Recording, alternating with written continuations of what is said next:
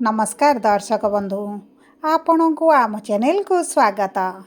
पवित्र धनु संक्रांति उपलक्षे आपण को अनेक अनेक शुभेच्छा और शुभकामना। आपणकर जदि वृष राशि होता है तेबे यही भिडटी को निश्चित भाव में शेष पर्यंत देखंतु कहीं आमर आज यही कार्यक्रमटी समस्त वृष राशि व्यक्ति विशेषों बहुत अधिक गुरुत्वपूर्ण रही। कारण यही धनु संक्रांति दिन सूर्य आपणकर केन्द्रु अष्टम भाव को गोचर करुछंती एवं कुंडलीर षष्ठ अष्टम द्वादश भाव को शुभ बोली मना जाएनी। तेणुकरी सूर्य आपणकर अष्टम गृह रही केउ केउ क्षेत्र में अशुभ प्रभाव पकाइबे एही वीडियो रे विस्तृत भाव में आलोचना करिबा। ता सहित दर्शक बंधु डिसेम्बर मास 20 तारिख दिन आपणक राशिर स्वामी शुक्र मध्य सप्तम गृह त्याग करी अष्टम गृह रे प्रवेश करिबे। तेणुकरी आपणक जीवन में निश्चित भाव में उच्च नीच भली परिस्थिति देखाजिब। कारण अष्टम गृह हेउची मृत्युतुल्य कष्टर गृह, पीड़ार गृह, मृत्युर गृह बोली मध्य एहाकू कुहा जाइथाए। तेणुकरी आपणकर केउ क्षेत्र को अधिक प्रभावित करिवे एवं अशुभत्व को दूर करने पाई कौन रही चमत्कारी उपाय एही वीडियो रे विस्तृत भाव में आलोचना करिबा। सेतिपाई आपण आपणकर व्यस्त बहुल समय मध्यरु 10 मिनिट काढ़ी आपण निज पाई दियंतु एवं जानतु आगकू कौन घटिबा पाई आपणक सहित जाउची। किंतु वीडियोटी आरंभ करने पूर्वरु जदि आपणकर भी वृष राशि होता है एवं आपण भी ईश्वर को आंतरिक भक्ति एवं विश्वास करती तेबे वीडियोटी को लाइक करंतु। कमेंट बॉक्स रे जय जगन्नाथ जय माँ लक्ष्मी अवश्य लिखि दियंतु। ता सहित आम सह जोगाजोग करबा पई वीडियोर मध्य भाग रे एक व्हाट्सएप नंबर टी दिया जाइछि। जो नंबर साहाय्य आपण आम सह जोगाजोग करी निजर नूतन कुंडली प्रस्तुत करि परिबे, कुंडली विश्लेषण कराई परिबे किंबा आपणकर चाकरी, विवाह, व्यवसाय, प्रेम संपर्क, शिक्षा, स्वास्थ्य को नहीं किछि समस्या रही ताहार सहजरे एवं स्वल्प मूल्य रे समाधान करि परिबे। सेतिपाई आपण आम सह वीडियोर शेष पर्यंत जोड़ी होई रुहंतु एवं व्हाट्सएप नंबर माध्यम रे आम सह जोगाजोग करंतु। एबे आसंतु कार्यक्रमटी को आग को बढ़ाइबा। देख एवं सर्वप्रथम जानिबा आपणक कर्म क्षेत्र किभली प्रभावित हेबा पाई जीव। देखंतु कर्मर गृह रे राहु विराजमान होइछंती एवं कर्मर कारक ग्रह हेउछंती शनिदेव जी आपणकर एकादश गृह रे रहिछंती एवं सूर्य आपणकर अष्टम गृह रे विराजमान रहिबे एवं मंगल पूर्वरु अष्टम गृह रे विराजमान अछंती। ता सहित गुरु मध्य आपणकर तृतीय भावरु धनर भाव को गोचर करिछंती। देखंतु कर्म क्षेत्र रे आपण चालाक चतुर बुद्धिमान हेबा सहित किभली आपणकर बुद्धि बल लगाई कार्यटी को हासिल करिवे सेही दिगरे निश्चित भाव में शुभ फल प्राप्ति करिवे। किंतु आपणक परिश्रम बढ़िबो कारण परिश्रम अनुपात आपणको सफलता प्राप्ति हेबो। जेहेतु मनस्कामनार गृह रे प्रॉफिटर गृह रे शनि विराजमान होइछंती आपणकर कर्म ही आपणको प्राप्य प्रदान करिवो। आपण जेते अधिक परिश्रम करिवे, जेते अधिक कार्य करिवे, सचोटतार सह करिवे आपणको सही हिसाब रे शुभ फल प्रदान करिवे। ता सहित एही समय मध्यरे जदि आपण ऑनलाइन रे किछि कार्य करूचंती तेबे आपणक 2026 मध्य बहुत अधिक शुभदायक रहिबो। किंतु सूर्य जेहेतु आपणकर अष्टम गृह रे विराजमान करी आपणकर धनर गृह को दृष्टि देबे आपणक इनकमटा आपणक आशा अनुरूपक न मिली पारे। आपणकर जदि नूतन चाकरी रो संधान रे अछंती तेबे आपणकर टिके परिश्रम वृद्धि पाइबो, चाकरी प्राप्ति रे टिके समस्या आसी पारे किंबा आपणकर चाकरी आपणको छोट होला भले आपणको मन पसंदर न होला भले आपणको अनुभव होई पारे। जदि आपण सरकारी चाकरी पई प्रिपरेशन हेउछंती तेबे आपणकर जनवरी परठारु बहुत भल समय रहिबो एवं ता सहित जो व्यक्ति माने नूतन व्यवसाय आरंभ करिबा पई चाहुछंती तेबे आपणक पई एही समयटी एते उत्तम रहिबो नाही। आपण जदि एही समय मध्यरे नूतन व्यवसाय आरंभ न करंती आपणक पई उचित रहिबो। ଏବେ ଆସନ୍ତୁ ଜାଣିବା କିପରି ରହିବ ଆପଣଙ୍କର ଆର୍ଥିକ କ୍ଷେତ୍ର।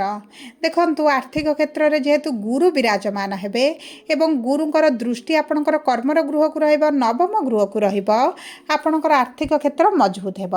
ଯେଉଁ ବ୍ୟକ୍ତିମାନଙ୍କର ପୂର୍ବରୁ ଟ୍ରାନ୍ସଫର ହେବାର ଥିଲା କିମ୍ବା ଆପଣଙ୍କର ପ୍ରମୋସନ୍ ଅଟକିକି ରହିଥିଲା କିମ୍ବା ଦରମା ବୃଦ୍ଧି ହେବାର ଥିଲା କିମ୍ବା ଆପଣଙ୍କର ଦରମା ଅର୍ଥ ବହୁତ ଦିନ ହେଲା ଫସିକି ରହିଛି, ପ୍ରାପ୍ତ ହୋଇପାରୁନଥିଲା, ସେହି କ୍ଷେତ୍ରରେ ଆପଣ ଶୁଭ ଫଳ ପ୍ରାପ୍ତି କରିବେ। ଏବଂ ତା ସହିତ ଯଦି ଆପଣ ଟିଚର ଅଛନ୍ତି, ଇନଫ୍ଲୁଏନ୍ସର ଅଛନ୍ତି କିମ୍ବା କାଉନସିଲର ଅଛନ୍ତି କିମ୍ବା ଏହିଭଳି କୌଣସି ସେବା କ୍ଷେତ୍ରରେ ନିୟୋଜିତ ଅଛନ୍ତି, କାର୍ଯ୍ୟରତ ଅଛନ୍ତି, ସେହି କ୍ଷେତ୍ରରେ ଆପଣଙ୍କୁ ଶୁଭ ଫଳ ପ୍ରାପ୍ତି ହେବ।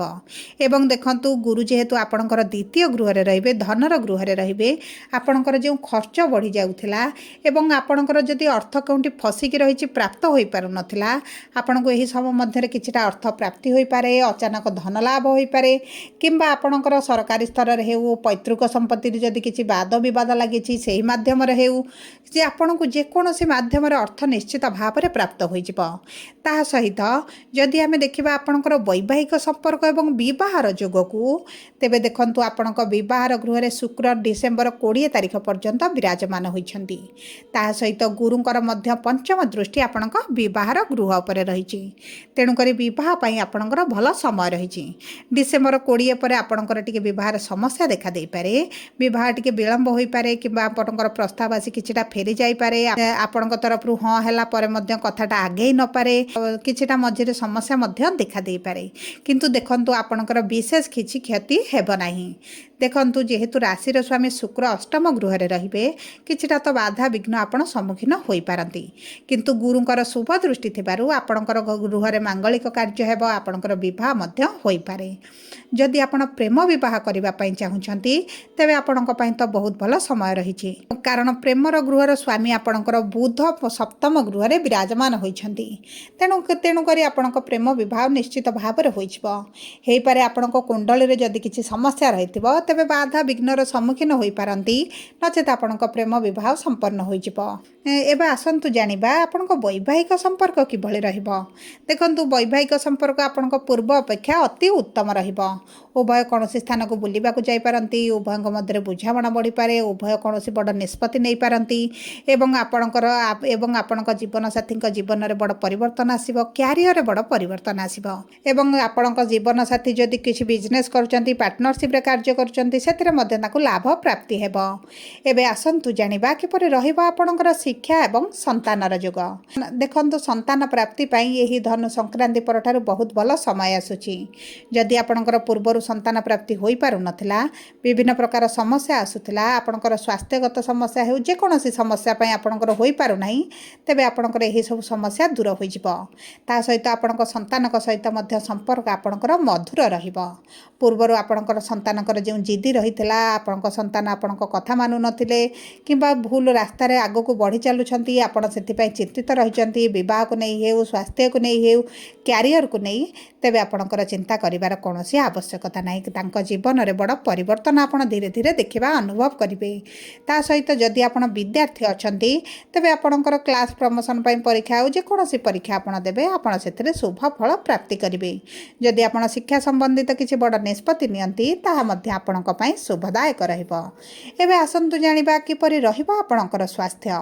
ଦେଖନ୍ତୁ, ସ୍ୱାସ୍ଥ୍ୟ କୁଣ୍ଡଳୀର ପ୍ରଥମ ଗୃହରୁ ଜଣାପଡ଼େ ଏବଂ ଆପଣଙ୍କ ରାଶିର ସ୍ୱାମୀ ଶୁକ୍ର ଯେହେତୁ ସପ୍ତମ ଗୃହରେ ବିରାଜମାନ କରି ସପ୍ତମ ଦୃଷ୍ଟି ଆପଣଙ୍କ ପ୍ରଥମ ଗୃହକୁ ଦେଉଛନ୍ତି, ଆପଣଙ୍କ ସ୍ୱାସ୍ଥ୍ୟରେ ଇମ୍ୟୁନିଟି ପାୱାର ବଢ଼ିଯିବ। ଆପଣଙ୍କର ପୂର୍ବରୁ ଯଦି କିଛି ସ୍ୱାସ୍ଥ୍ୟ ସମସ୍ୟା ଚାଲିଛି, ତାହା ଦୂର ହୋଇଯିବ ଏବଂ 20 ଡିସେମ୍ବର ପରଠାରୁ ଆପଣଙ୍କ ସ୍ୱାସ୍ଥ୍ୟରେ ଟିକେ ସମସ୍ୟା ବଢ଼ିପାରେ। ଆପଣଙ୍କର ରୋଗ ପ୍ରତିରୋଧକ ଶକ୍ତି ଟିକେ କମିବା କାରଣରୁ ଋତୁକାଳୀନ ସମସ୍ୟା ଦେଖା ଦେଇପାରେ, ଆଣ୍ଠୁଗଣ୍ଠିରେ ଯନ୍ତ୍ରଣା ବଢ଼ିପାରେ, ଅସ୍ଥିଗତ ସମସ୍ୟା ହୋଇପାରେ କିମ୍ବା ବିଶେଷ ଭାବରେ ଆପଣଙ୍କ ଚର୍ମଗତ ସମସ୍ୟା ମଧ୍ୟ ଦେଖା ଦେଇପାରେ। ସେଥିପ୍ରତି ଆପଣଙ୍କୁ ଟିକେ ସଚେତନ ରହିବା ପାଇଁ ପଡ଼ିବ। ସବୁ ପରେ ଅଶୁଭତ୍ୱକୁ ଦୂର କରିବା ପାଇଁ ଆପଣ ପ୍ରତିଦିନ ଶୁକ୍ରଙ୍କର ବୀଜ ମନ୍ତ୍ର 108 ଥର ପାଠ କରନ୍ତୁ। ସୂର୍ଯ୍ୟଙ୍କୁ ପ୍ରାତଃ ସମୟରେ ତମ୍ବା ପାତ୍ରରେ ଜଳ ଅର୍ପଣ କରନ୍ତୁ ଏବଂ ପକ୍ଷୀମାନଙ୍କୁ କିଛି ଖାଦ୍ୟ ଦାନ କରନ୍ତୁ, ଗରିବ ଲୋକଙ୍କୁ କିଛିଟା ସାହାଯ୍ୟ କରନ୍ତୁ ଏବଂ ତାହା ସହିତ ଆପଣ ପ୍ରତିଦିନ ହନୁମାନ ଚାଳିଶା ପାଠ କରନ୍ତୁ। ଏହା ଆପଣଙ୍କ ପାଇଁ ଅତି ଶୁଭଦାୟକ ରହିବ। ଯଦି ଆପଣଙ୍କର ବୃଷ ରାଶି ହୋଇଥାଏ, ଭିଡ଼ିଓଟି କିଭଳି ଲାଗିଲା କମେଣ୍ଟ ବକ୍ସରେ ଲେଖି ଜଣାନ୍ତୁ। ଯଦି ଆପଣଙ୍କ ପ୍ରିୟଜନଙ୍କର ବୃଷ ରାଶି ହୋଇଥାଏ, ଭିଡ଼ିଓଟି ତାଙ୍କ ସହ ସେୟାର କରନ୍ତୁ। ଯଦି ପ୍ରଥମ ଥର ଆମ ଚ୍ୟାନେଲକୁ ଆସିଛନ୍ତି, ଚ୍ୟାନେଲଟିକୁ ସବସ୍କ୍ରାଇବ୍ କରନ୍ତୁ। ପାଖରେ ଥିବା ବେଲ୍ ଆଇକନ୍କୁ ପ୍ରେସ୍ କରନ୍ତୁ। ଧନ୍ୟବାଦ।